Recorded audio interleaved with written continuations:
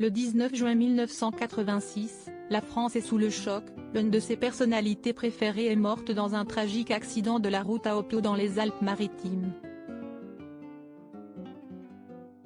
Coluche, dont le talent est réjouissant dans L'inspecteur La Bavure ce 17 août sur TFX, a disparu brutalement à l'âge de 41 ans en étant percuté par le chauffeur d'un poids lourd.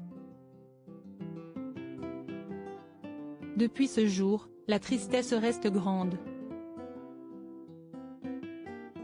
Pour sa famille d'abord, lui qui avait 2 enfants Romain et Marius, Véronique Cantor, et pour toute la population française qui aimait autant son humour que son irrévérence et son engagement avec notamment les Restos du Cœur. La popularité de l'artiste est telle qu'après sa mort, des théories du complot naissent, assurant que le drame n'était pas une coïncidence.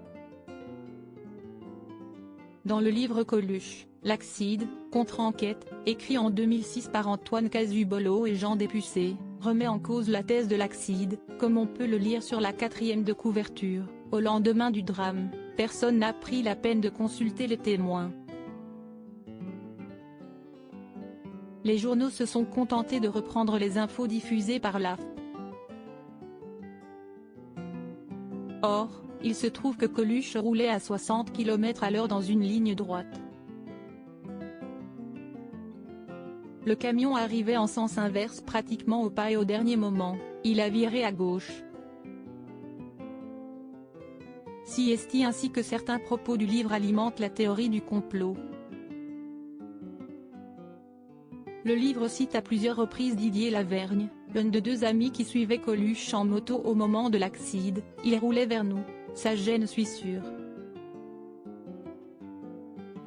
Parce que ça aussi, il aurait été arrêté, et puis il aurait tourné et fait la manœuvre quand on est arrivé. Bon, peut-être que je me serais posé moins de questions.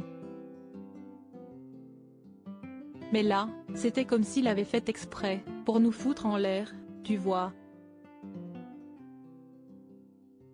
Des questions qui ont suffi à cautionner l'idée que Coluche aurait été volontairement tué, cible de puissants. Sur plusieurs blogs, comme le signale le chasseur d'intox de Libération, Check Nous, se répand l'idée que Coluche dérangeait l'industrie agroalimentaire avec la création de son association des Restos du Cœur. Toutefois, même les auteurs de cette publication avaient nuancé l'idée d'un complot lors de la promotion du livre, reconnaissant n'avoir que des soupçons et aucune preuve. Une mort trop banale. L'enquête policière a conclu à un accident et s'il a été reconnu que Coluche ne roulait pas à une vitesse folle mais 60 km/h, il ne portait pas de casque, absence de protection qui a certainement un lien évident avec la gravité de ses blessures après le choc. Les 2 autres motards qui étaient avec lui ont eu le temps de freiner, mais Coluche, sans protection, ne peut éviter la collision. Sa tête heurte l'avant droit du véhicule de 38 tonnes qui a fait un virage sec, et il est tué sur le coup.